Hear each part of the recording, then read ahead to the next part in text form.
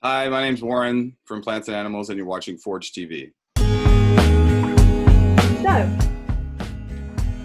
we're here to talk about your new album, The Jungle, Yeah, your fifth studio album.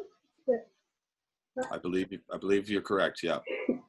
And you released your first EP 17 years ago. Would you say that time has changed your approach to music, or do you still have the same kind of mindset when it comes to making songs? Oh, no, I think it's changed probably. I mean, some things have probably stayed the same, but I think a lot has changed.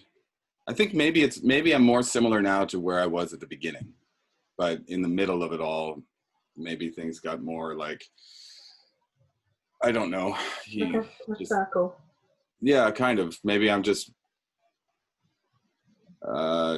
take things as they come a little bit more now. Like at the beginning, nobody really knew what you were doing, so you just kind of rolled with it. But then, as you got moving, maybe then you started to think you knew what you were doing, but then you realized that that was not a good approach. Yeah.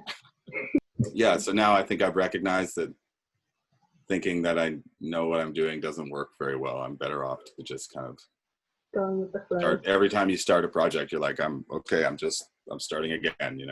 Yeah, I have the privilege of being able to listen to the full album. I must say, I think it's fantastic. I feel like when you listen to it, it's kind of all encompassing, and you can really like feel it in your whole body, which Good. is really a fantastic Nice. piece of work. For those still yet to hear it, what how would you describe it? What would you say we can expect from the album? Um, I feel like it's like it's very clear somehow. The record, it came out in a way that I think is something we've had to like deal with over other albums, is like just too much going on, too many ideas, too many layers, not enough not enough clarity in the like real, like what are we trying to do question. And I feel like this album kind of did a better job of just sticking to like the essentials, and not overblowing the production or the scope of a song. I think we tried to work in smaller, maybe smaller, yeah, just smaller. Everything was smaller, but then it ends up, I don't know, like it's not a small sound, but I think there's smaller ideas. Mm-hmm.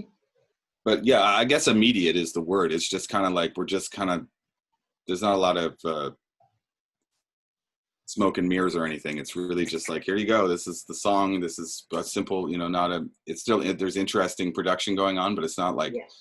We really didn't add a lot of things other than what we did ourselves. So I completely agree. It feels very raw. I know that a lot of the songs come from and tell very personal stories. What kind of place was this album written from compared to previous albums? I think it's our most like grown up album in most. Yeah, I think it's just coming from a place where we're just more aware of who we are as people and more aware of the world around us. I think in the beginning, being in a band and making albums, you can get really like kind of self-obsessed and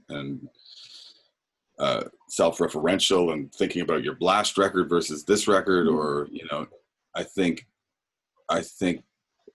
the point where we're at in our lives now, the songs had a lot more to do with like with with with the kind of lives, yeah, with where we're at. I mean, we all have children now. We don't, and they've been around for a little. The kids are, they're a little bit older now, so Mm-hmm. I don't know. It's just like, it's maybe like, yeah, there's just something. I mean, it's a lame word, but it feels grown up. It feels like I'm singing like like I'm not afraid to be a grown up, you know, because I Yeah. think when you start as a band, you're like, part of your appeal is that you're young, you know, and that you're connecting to young people or whatever it is, and then there's this fear of like, oh, bands get bad when they get old, you know, like, but you know that's just something that was in my head, I think. And Yeah. then you just have to deal with that as you age and make art. You're just like, well, I feel great, but you know, you read lots of. I just remember reading articles of artists who are like, oh, it's my best record yet, and they're like, you know, way older, and it's just Mhm. not their best record, but you still feel like it's your best record. So I don't know Yeah. where this record fits in that for me, but personally, I'm not saying it's our best record. I'm just saying that I think it feels honest. I feel like I said things that I Yeah. needed, that felt like I wasn't hiding, or as a band we're not trying to do something that we're not, and we're just accepting ourselves and our realities and writing songs that are that are coming from that place, you know. We're not making up other places on this Yeah. record. Cathartic kind of.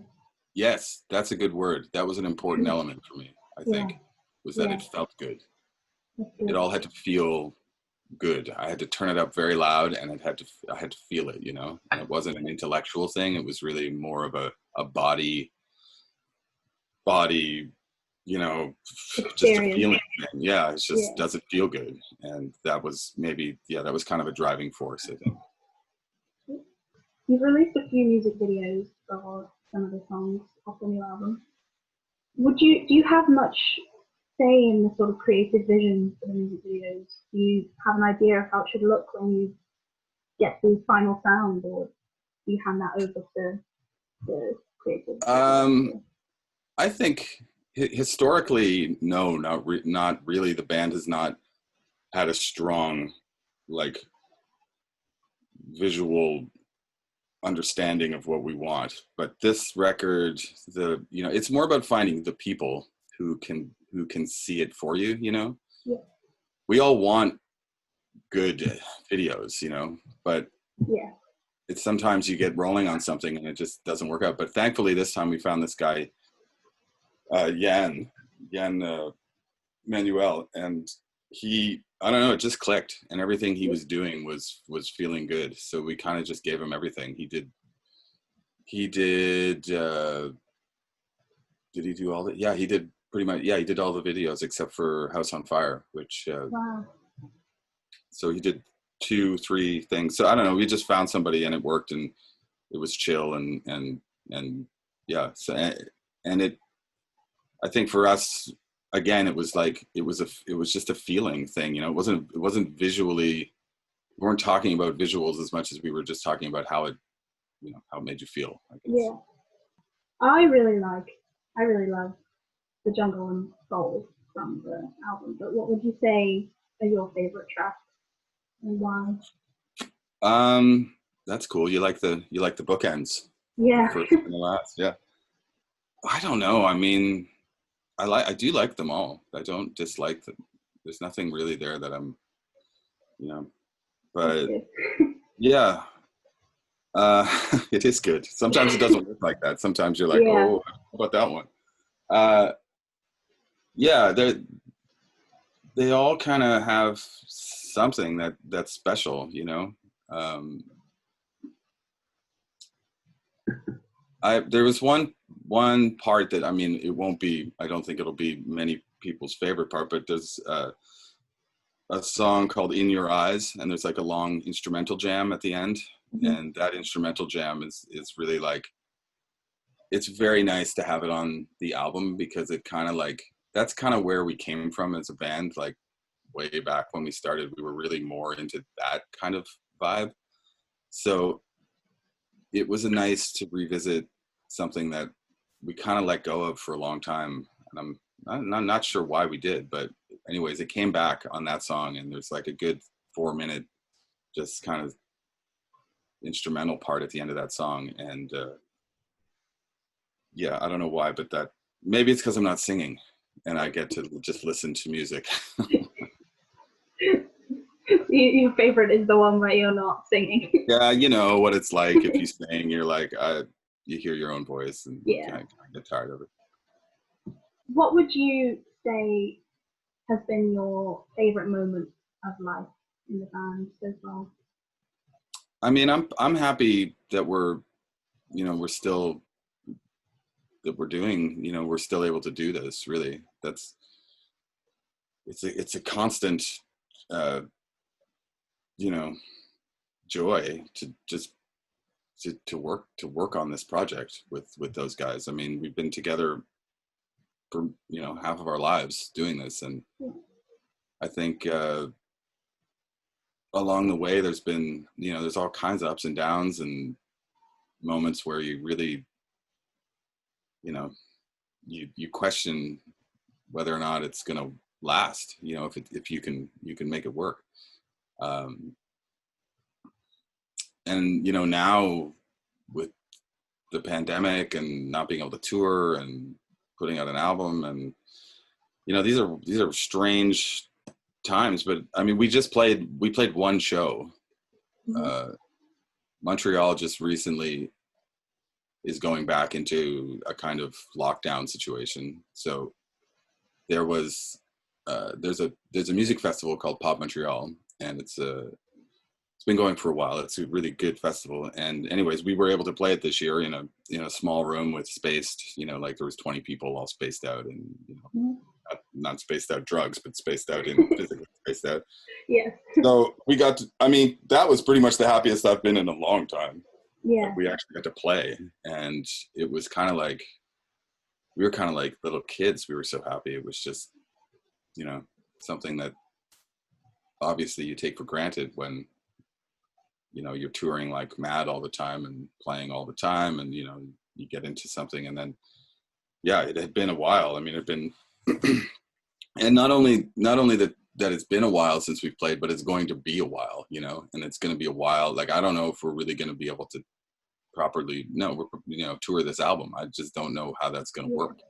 Do you not have anything scheduled then? I mean, we do. We have dates booked in Europe in February. So fingers crossed. Yeah, exactly. I'm not, one way or the other. I'm getting pretty used to not, just living week by week, essentially, to know like what I'm able to, like what we're able to do any given week. So it would be great, but at the same time, this is what it is for now. Yeah. We just have to deal with the cards we're dealt, I suppose, don't we? That's it. Just every week, you just, if you're doing okay, then try to enjoy it. I mean, you kind of answered it, but this is just kind of to round it out. Could you give 3 words to describe the jungle? 3 words. Okay, I'm gonna use your word, cathartic.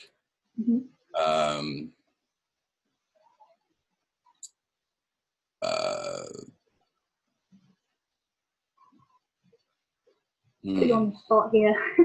Yeah, this is like hard poetry here.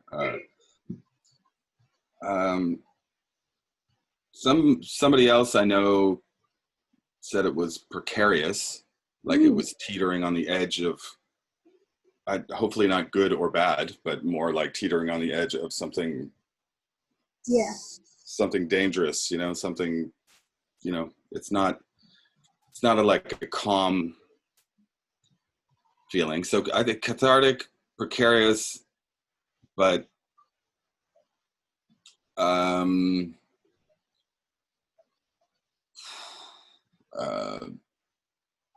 I don't know, serene. Does that make sense? Can those things all work together? Yeah. Yeah. I think they kind of work nicely. I mean, really, for that album, for me, if I want to hear it, I don't like, I really just want to turn it up very loud and like dance to it, even though it's not all dancing music. But I mean, that's just the feeling I get with that record. It's not like a headphone album for me. It's just like, I want to hear it loud. And so, yeah, there's serenity in loud, isn't there? Yeah, exactly. There's kind of like a I feel like it takes you, when you're listening to loud music, it takes you to like a kind of base level of Yeah. like kind of humanity where you're like, wow, this is everything that I'm Yeah. experiencing right now. I get that. Yeah. Cool. Well, thank you. Yeah. You too. Thank you. And maybe we'll see you sometime in the Yeah, next few years. perhaps.